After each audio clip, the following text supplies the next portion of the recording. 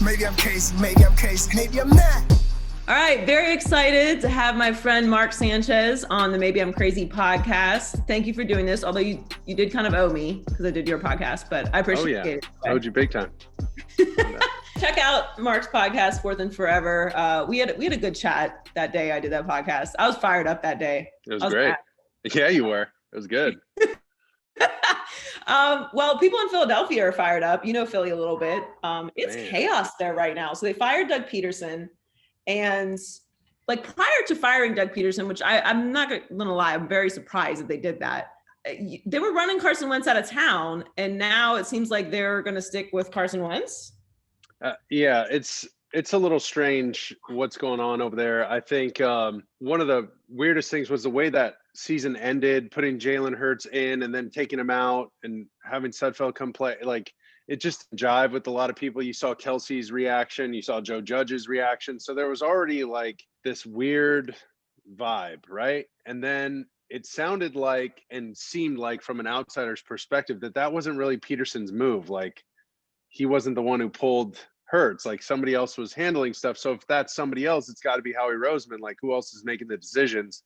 Right. Or Jeffrey Lurie.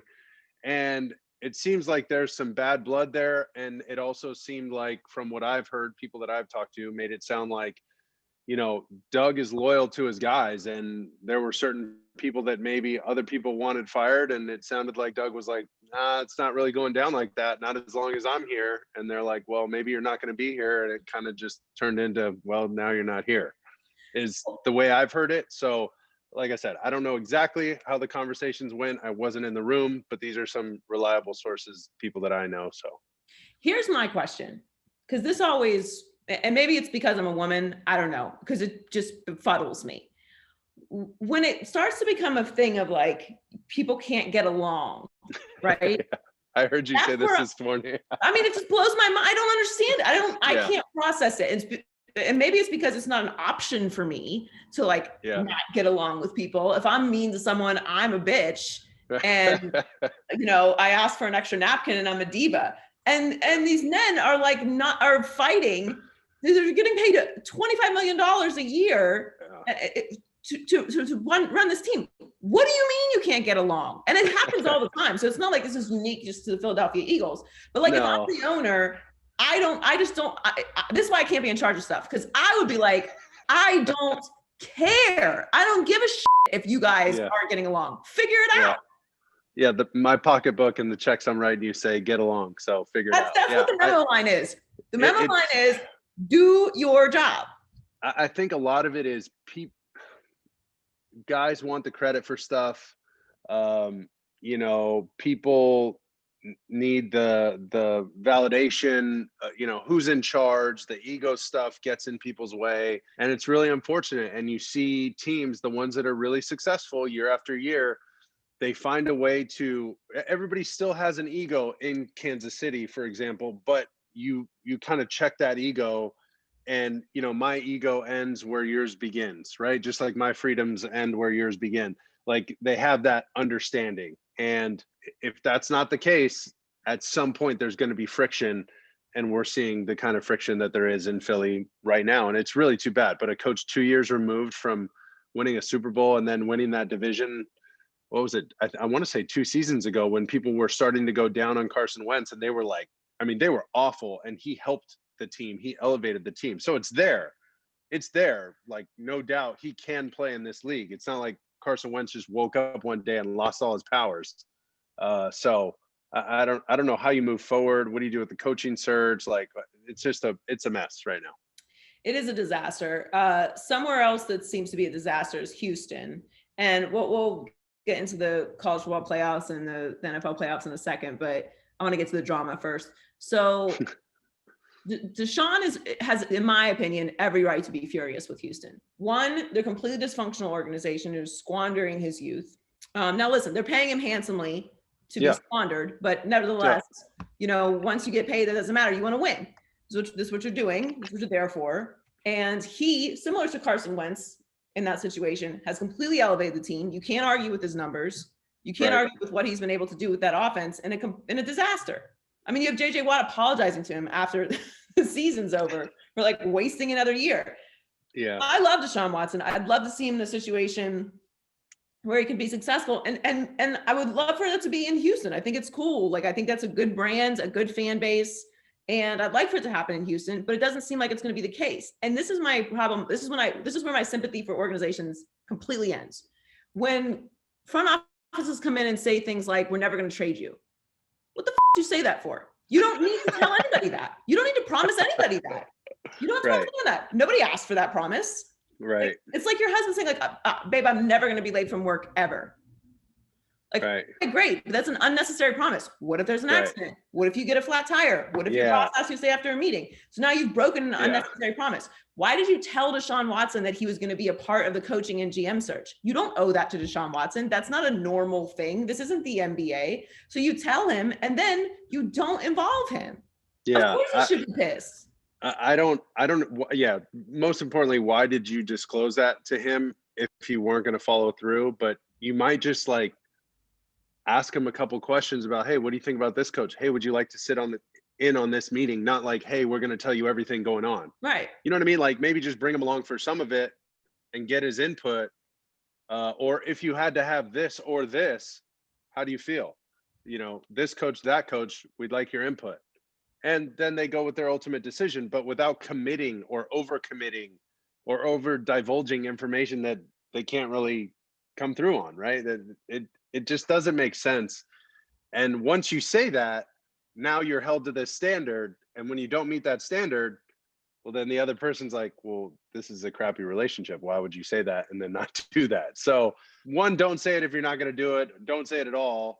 And then two, yeah, I mean, Deshaun's a hot commodity. If he can get out of there, I think that might be his best bet.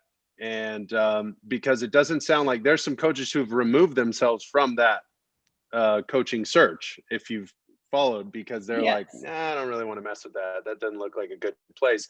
Deshaun is the attractive part, but the front office, you know, might be something that deters their desire to be there. So that's not good. That means that Deshaun needs to jump ship and find a spot that's going to use him in the right way if they can't get the coaches there because of the front office issues. Yeah. And if you're a coach, like you said, Deshaun is the attractive piece there, and that's also unstable. So the front office is unstable and Deshaun might not be there. Yeah. So there's a little bit of smoke coming from the Miami Dolphins because they have the Texans number 3 overall pick. Yeah. And apparently Miami is attractive to Deshaun Watson. Of course, Miami is attractive to everybody, but I'm terrified about Tua. I didn't particularly love Tua coming out of the draft for multiple reasons. I didn't see anything this year that completely sold me on Tua. Now, I'm also admittedly only saying this because the Dolphins have the number 3 overall pick. If they didn't, then I would still be nervous, but I would just want to see what the Dolphins are going to do to develop him over the next couple of years. Yeah. But they have one side of the ball taken care of. They have a great defense. Yep. So I don't like wasting units. You know what I mean? Like, I feel like the Chicago Bears wasted their great defense. Wasted that defense. By not being aggressive and getting a quarterback. I don't want the Dolphins to do that. If they can manufacture a trade to get Deshaun there, is that a better deal for Miami or for the Texans? Because they would get Tua and the 3rd overall pick and the 18th overall pick. So essentially 3 first-round picks for Deshaun Watson. Yeah, I mean, I think there's some good from it from both ways, but let's talk to it just for a second. They really did him a disservice this year. And putting him in at the time they did when Fitz was playing well should have given us the warning sign because Fitz was doing fine. There wasn't a need for a switch at that point. Then to use Fitz as like a reliever when Tua's supposed to be learning how to play, like I can't think of a worse thing for a kid's confidence trying to grow and learn how to play the position in the NFL.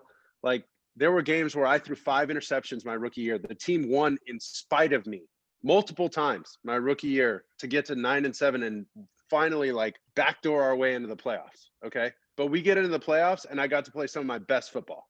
Okay. If I would have gotten pulled at any one of those points, you're already so fragile in those moments. Like, dude, I just let everybody down. And you remember, you go back to your first training camp meeting where they talk about, it's all about the football. What does that mean? I go back to Pete Carroll and what he talks about. It's all about the football. Well, why? Well, because when you hold the football, when you possess the football, you possess the dreams, the hopes, the aspirations, everything of everybody in that entire franchise. Okay. And you get to touch the football every play, and you make a decision with that football every single play. No pressure. So when I made 5 bad decisions in one game and just like willingly gave the ball to the other team, you know how low you feel? Like you feel just lower than a crippled cricket's ass. Okay. That's low. And you get to play your way through it. You get to go back, because all you want to do is make it right. All you want to do is make it up to the guys around you. Like, bro, I'm trying. I'm sorry. It's not a lack of effort. I blew it. I'm sorry. Bad decision, whatever. Fine. Cool. Go play through it. Not, hey, crucial part of the game. Why don't you come take a seat next to me and we'll watch your big brother play for a little bit and see how he handles. What are you doing? What is that? You can't develop a quarterback like that. So I don't know where Tua's mind frame is. I'm just telling you, I'd be furious. That would like make me nuts, because if you're gonna let him go play, you got to take everything that goes along with it. You don't get to pick and choose. I didn't have a problem with them switching to Tua during the season when they did, despite the fact that Fitz was playing well. Because if you've watched any of Fitz's seasons, like eventually he's gonna have a down. At some point, sure. There's the ticking time bomb idea. Right. I get that. But also, I want to see what Tua is. Like, I let him exactly, and I gotta see him play. I'm with you. Most important moments. I didn't love the Fitz coming in as a relief pitcher, but that's why I was glad he wasn't available in that last game. Me too. Not glad that he had COVID, obviously. Yeah, but I get that. He wasn't available, because I wanted to see what Tua was going to do in a big moment, and he wasn't great. I went to the Denver game. I was covering it for Epics for the grind. Okay. We're sitting with Tua's family in the box at the Denver game, and he gets pulled. And I'm like looking at the camera like, we need to give his family some space. Like, I've been in that situation. I'm sure that wouldn't have been fun to be around my family. Like, it's just uncomfortable, right? Right. It's a part of the NFL. You sign up for it all. When you sign up for it, you sign up for it all. Not just the big contract, but the sad days too. Fine. So we kind of like backed our way out and gave them some space and respected them and whatever. But when Fitz went in, 2 totally different playbooks, completely different offenses. And I'm like, how are you judging these guys? You're not judging apples to apples. Yeah. These are different circumstances that you're letting one guy play and one guy watch, and then switching and then changing up the playbook. You can't do that. You can't do that and get a legitimate, evaluation. A legitimate evaluation of your talent. And because of that, the disconnect, and because honestly, I think, and it's no slight on Brian Flores, but he's not an offensive guy. He's not like a quarterback grooming guy. Like, he doesn't think like an offensive coach. He's a badass defensive coach. That's one of the toughest guys to play against. But you don't groom quarterbacks like that. It's just not what you do. You don't put crappy gas in a high performance sports car. You just don't do that. Like, and the argument could be, well, it's cheaper. Yeah, it is cheaper, but it doesn't work like that. Like, I don't know what else to tell you. It just doesn't work.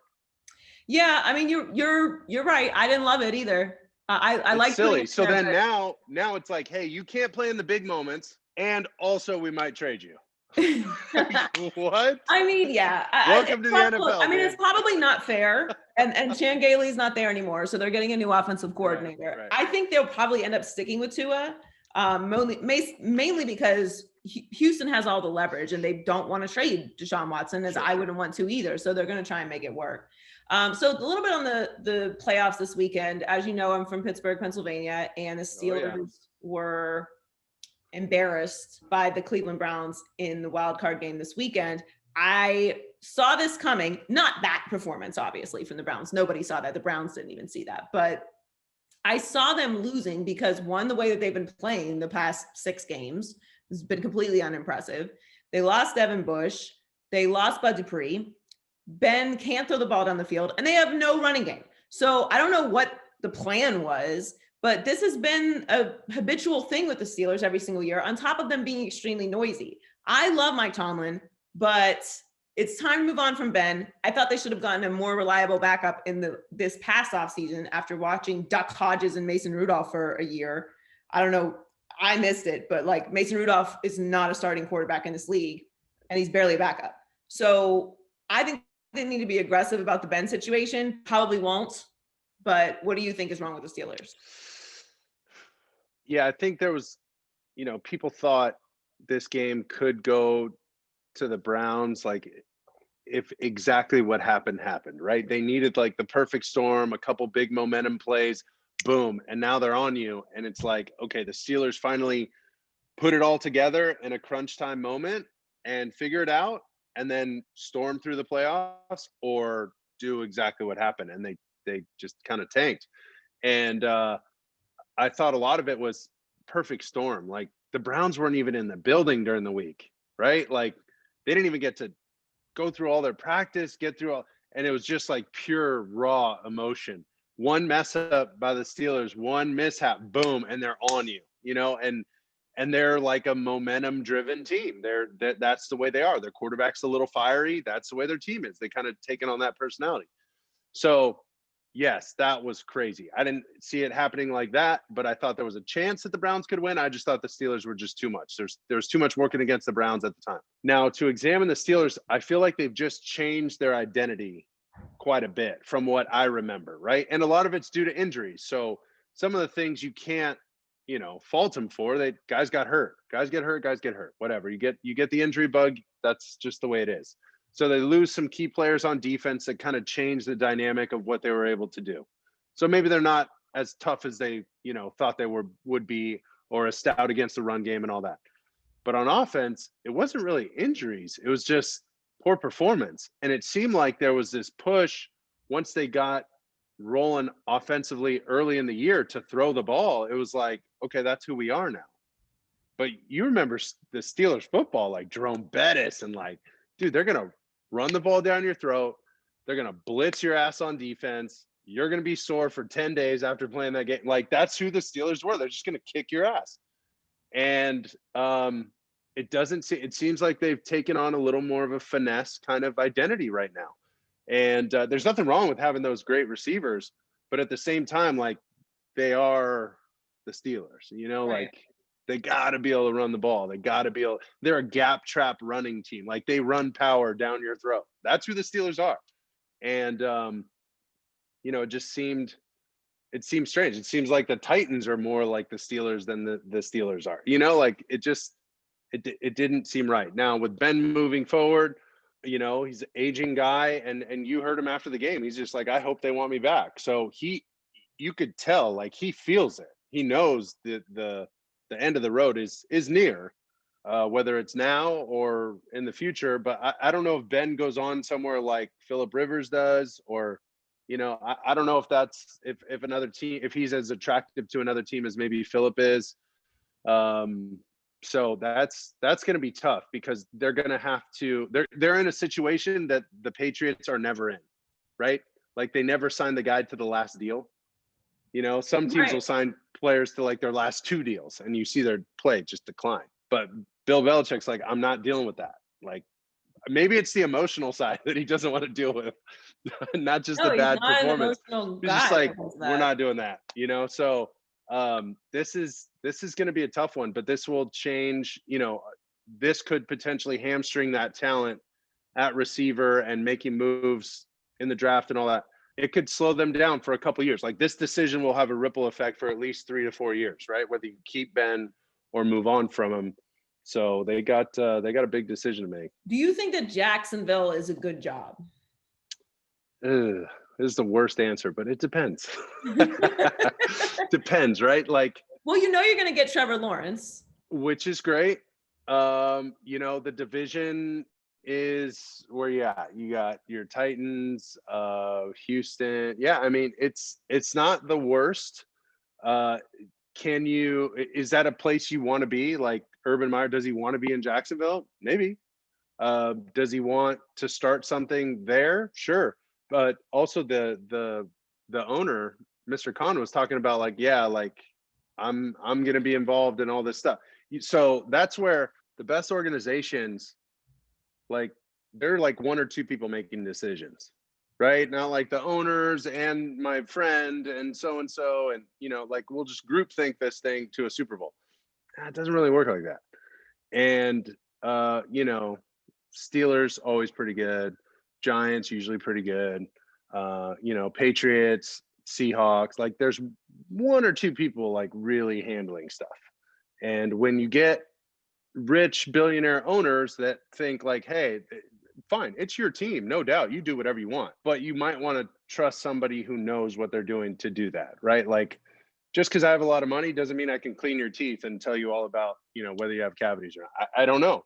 That doesn't make me an expert on that. Just because I've been around it a little bit, like that doesn't. It's not like through osmosis. I'm just going to know everything about that. So with these personnel decisions, that's where it's really tough, you know. And same thing with analytics and all that. You know, when some of these things like start meshing into the decision making, then you get into situations that are a little sticky, and it's like, well, the numbers say do this, and sometimes, you know, ball coaches, you know how they are, they're stubborn, and it's just like, hey man, this is the way we do stuff, get out of my way or let's move on. So I don't know if I love the Jacksonville job. You know, it's got to be for the right coach, and understanding you're not going to get a ton of, I mean, Doug Marrone's been a losing coach for the last couple years and hasn't been fired. Like, look at Doug Peterson in Philly. So yeah, you're gonna get a little more time in Jacksonville if things don't work out They right just don't away. have the same kind of urgency there. Yeah, it's just a different, you know, way smaller market. Like, you know, it's just different. So yeah, you have a good lifestyle down there for a while, and then be like, oh damn, we lost a lot of games. You got to get out of here. I want to get you out of here. I know you're very busy. Appreciate you stopping by. But just want to ask you about the college football national championship game, Sure. which was last night. It was competitive for the first half. Yeah. And then Alabama did what Alabama does. And I don't think it's any knock on Ohio State. Like, Alabama's a great team. And pretty much everyone, including the odds makers, expected it to go that way.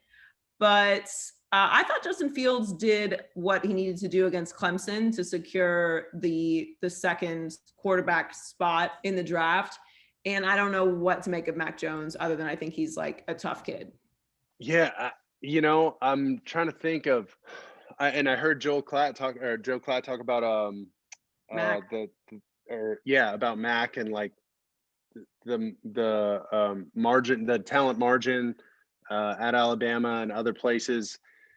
And it's for real. Like, I even felt that a little bit from USC. I know he talked about Leinart being very candid, talk about that. When you play with that type of talent, you know, the 5-star kids week in and week out, and you're going against, you know, maybe a couple 5-star guys on defense, but not like the entire crew. It's different. And you get into the league. That's why they tell you, like, you know, I would talk to my coach and be like, he's covered. He's like, that's NFL open. Yeah. You know, that's as open as he's going to get. Unless somebody falls down, that's open. You know, so you have to readjust, you know, to a new normal of, wow, you know, these guys are really fast. They're really smart. And if they're open, they're only open for a short period of time, and you got to get them the ball in that time. So for Mac Jones, you know, I think he'd benefit from watching somebody play for a little bit. I don't think you draft him, you know, with your first pick to be the face of your franchise at this point.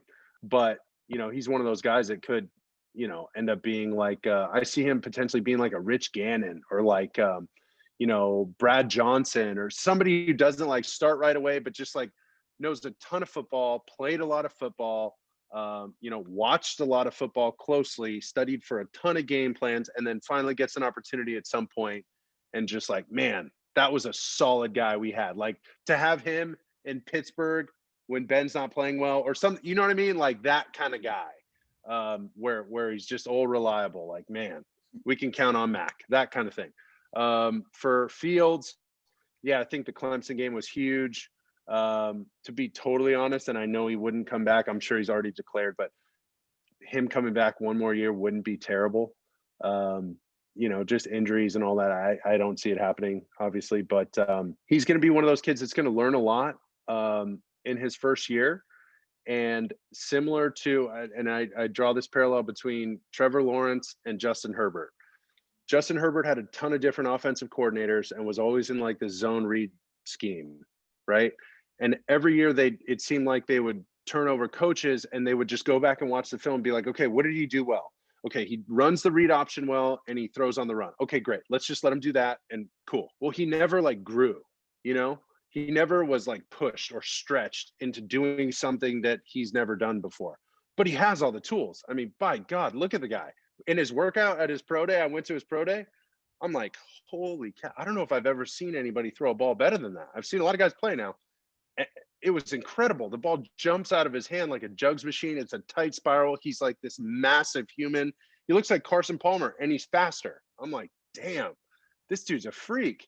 If he could put it all together, if he gets in the right system. So I think for somebody like Trevor and somebody like Fields, where they get out of some of that read option stuff, like they can always do that. That's not hard for them. That's like riding a bike with training wheels. You can always go back and do that. But somebody's going to push them to get under center, give a stretch fake, flip your hips, flip your head around, stop on, like slam on the brakes and just throw darts down the field. Both of those guys have been put on this planet to do that. So whoever gets the opportunity to coach those guys and gives them the skill set, the, you know, reminding them that the drop back passing game is footwork, it's timing, it's your eyes, it's the relationship with your receivers, all that, understanding all that. I mean, these guys could be unbelievable, but somebody's going to have to change the way they look at the game, because when's the last time you've seen Trevor Lawrence have to go down and win a game in a 2-minute drill and just dice you up down the field, 10 of 11 completions on one drive? You know what I mean? Like, he's never had to do that. He's been out of the game in the third quarter with his sandals on, eating peanuts because they're up by 50 points. Like, it's not the same. So he's going to be in some ball games.